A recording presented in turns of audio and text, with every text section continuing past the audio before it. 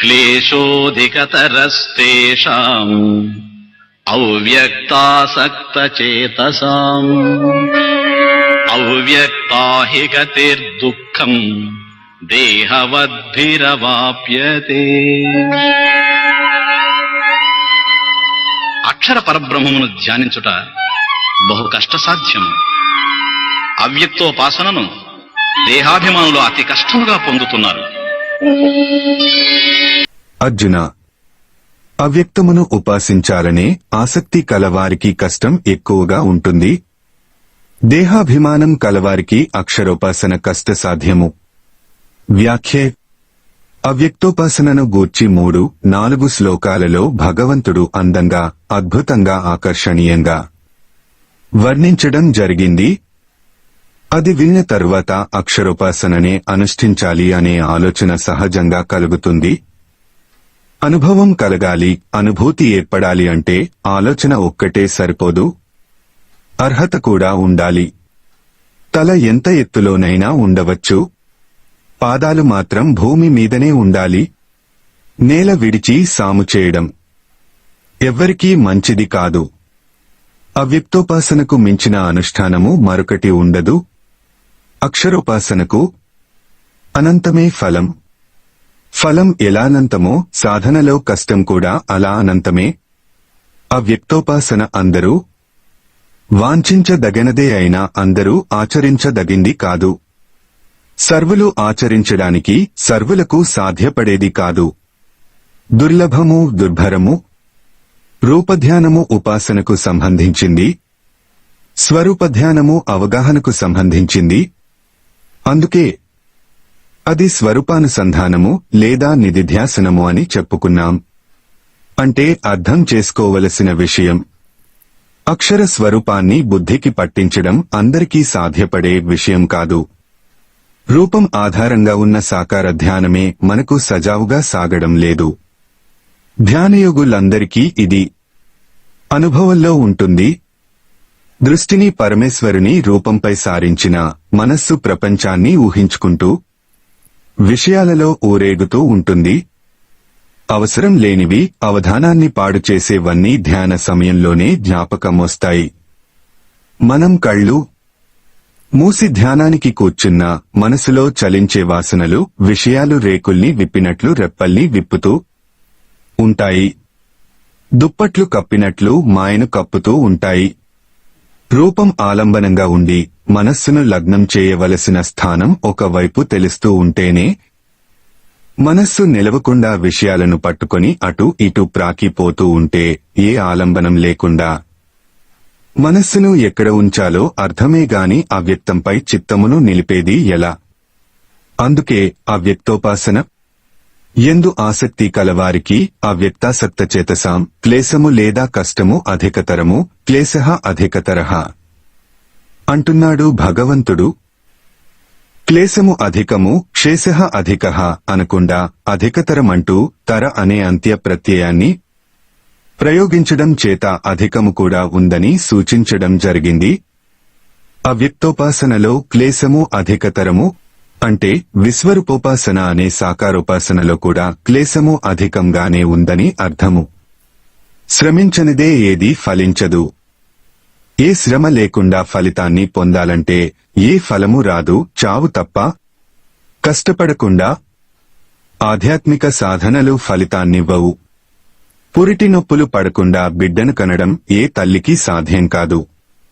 అసహజాలు చర్చకు అర్థవంతాలు కావు.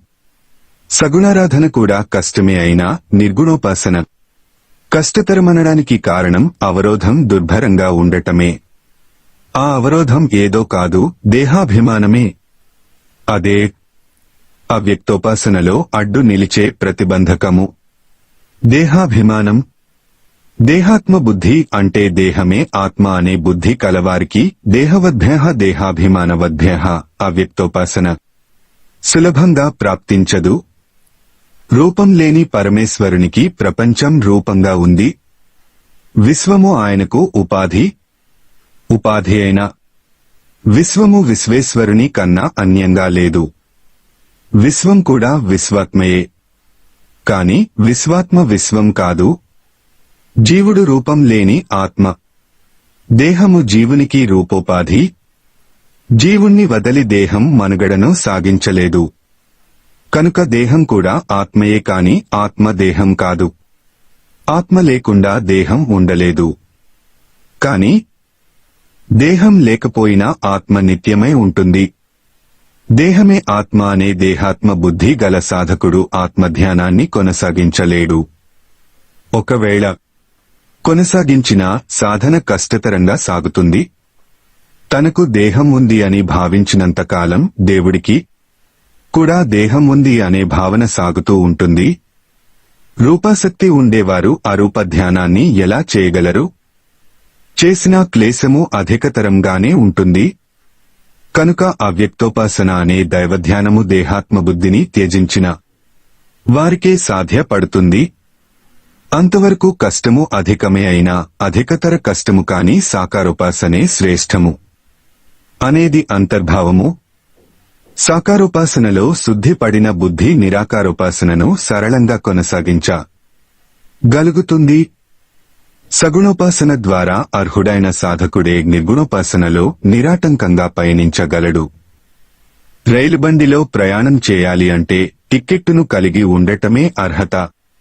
టిక్కెట్టు లేకుండా బండి ఎక్కితే ఎక్కడ దిగిపోవలసి వస్తుందో ఎక్కిన వాడికి కూడా అర్థం కాదు. సాకారంలో శుద్ధి పడకుండా నిరాకారాన్ని ఆశ్రయిస్తే సాధన ఎక్కడ దుర్భరమవుతుందో సాధకునికి కూడా అర్థం కాదు. పునాదిలేని మేడ ఎంతకాలం నిలుస్తుంది? భూమిని దున్ని మెత్తబరుచకుండా విత్తనాలు చల్లి ఏ ఫలితాన్ని పొందాలి? సగుణోపాసన లేకుండా నిర్గుణాన్ని ఆశ్రయించడం కూడా అలాగే ఉంటుంది. అసాధ్యాలను సాధ్యాలుగా మార్చాలంటే కష్టం అధికతరంగానే ఉంటుంది. అసాధ్యము అంటే దానిని విడిచిపెట్టమని కాదు, ఆచరించడానికి అర్హతను సంపాదించి అసాధ్యాన్ని సుసాధ్యం చేసుకోమని అర్థము. అసాధ్యాన్ని సాధించే స్థాయికి ఎదగమని, పరిపక్వతను ముందుగా సాధించమని అర్థము. పరిపూర్ణం వైపు సాగడానికి కావలసిన పరిపక్వత సాకారోపాసనలోనే సిద్ధిస్తుంది. సాకారమే సుకరము. ఆత్మానాత్మ వివేకము పూర్ణంగా సిద్ధించి అనాత్మయైన దేహము తాను కాదని, నిత్యమైన ఆత్మయే తాననే దృఢ భావన ఏర్పడే వరకు అవ్యక్తోపాసన కన్నా మత్కర్మకృత్వాది సాధన పంచకముతో కూడిన విశ్వరూపోపాసనే సుకరము అనే పరమేశ్వరుని అభిప్రాయము ఈ శ్లోకంలో సుస్పష్టమైంది. దేహాభిమానం ప్రారంభంలో దృఢంగానే ఉండినా సాకారోపాసన నిర్మలంగా సాగే కొద్దీ దేహాత్మ బుద్ధి పలుచబడుతూ ఉంటుంది.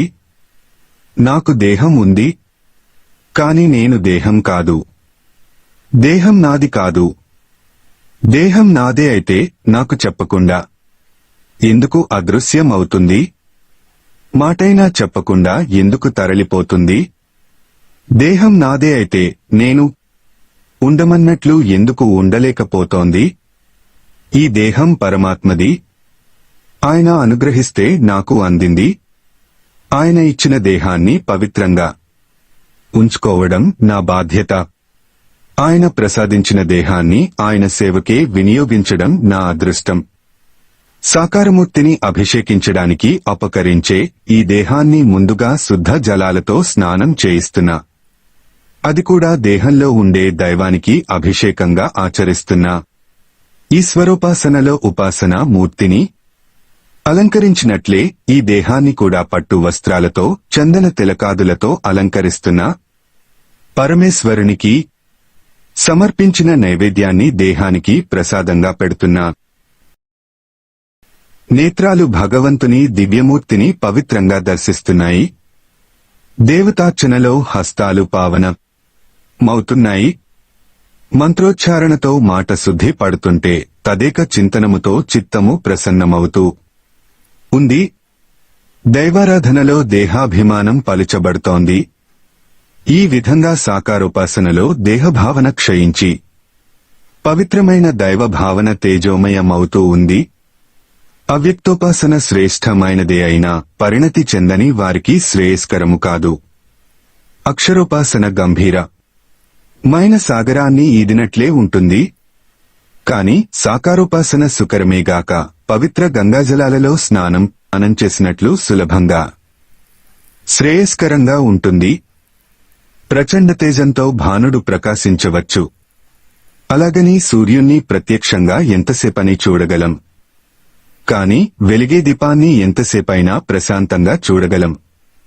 ఉపాసన విషయంలో, ధ్యాన మార్గంలో సగుణ నిర్గుణాలు ఇలాగే ఉంటాయి. అర్జున, కర్మయోగి కానివాడు కర్మసన్యాసి కాలేడు. కర్మయోగం లేకుండా సన్యాసాన్ని పొందడం కష్టం. కర్మయోగి అయిన మననశీలుడు బ్రహ్మమును శీఘ్రంగా పొందుతాడు. 5 నుంచి 6 వరకు అని గీతాచార్యుడు ముందే స్పష్టం చేసి ఉన్నాడు. దేహాభిమానాన్ని పోగొట్టుకోకుండా తాత్కాలిక ఆవేశంతో నిర్గుణారాధనను ప్రారంభించి నిరాశ చెందడం కన్నా సుకరము, సులభము, శ్రేయస్కరమైన సగుణారాధనలో సఫలమయ్యే ప్రయత్నాన్ని సాగించడమే ముముక్షువులకు ఆదర్శమైన సాధనా మార్గము. మహాత్ములందరూ ఈ విధంగా ఆచరించినవారే. ఈ విధమైన ఆచరణలో పరిణతి చెంది అభివృద్ధిని సాధించినవారే. పుట్టేవారందరూ బిడ్డలుగానే పుడతారు.